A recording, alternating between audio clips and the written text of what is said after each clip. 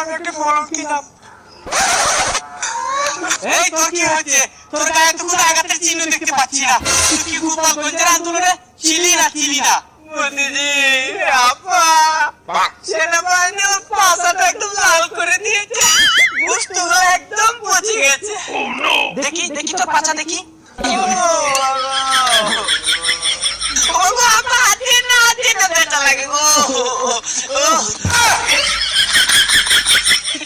ঠিক আছে, এই নে তোর পারিশ্রমিকের 500 টাকা।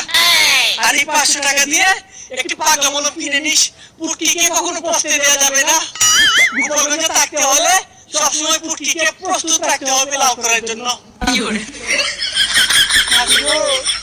বাকি তোমার পাচাটা আমার কাছে আছে। তোমার ওই পাচাটা যদি আজকে গোপালগঞ্জে থাকতো না, তাহলে গোপালগঞ্জে